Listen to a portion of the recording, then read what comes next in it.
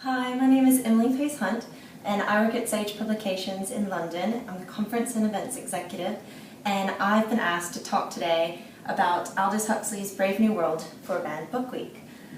Basically, my thoughts on Brave New World, and I feel like most students who've ever had to read it, their thoughts stem around the idea of censorship, and it's quite ironic that this book itself was actually banned because of the way in which it discusses censorship and the futuristic dystopian world that it creates.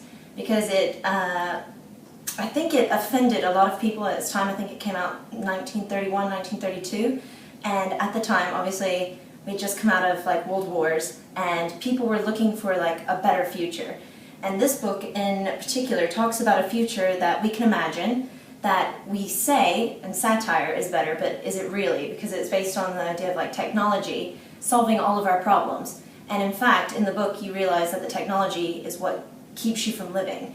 And I think that this book also had a lot of major backlash because of its sexuality and the way it portrayed family. It did away with emotions, so it challenged a lot of religious beliefs. And it also did away with a lot of government, the idea that the government was not for its people and that it was very much just trying to control lesser populations and groups of people who were, say, the three lower castes that it describes in the book, which would be the delta, the gammas, the epsilons of the world.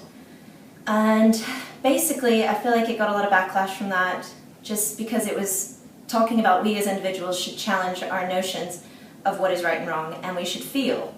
And that did not sit well, especially in the fact that we had H.G. Wells, describing a future utopian universe, and then in much the same way Aldous Huxley does the same thing, but his dystopian, we start to question. We start to go, wait, is that actually better, or is it not?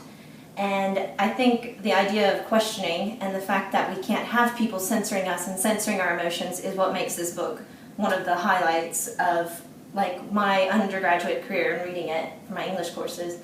And it also is quite prophetic in the way that it talks about censoring emotions and how it itself was challenged to be a banned book because of governments and religious organizations, groups of people around the world disliking it for the way it portrayed sexuality and questioning of authority.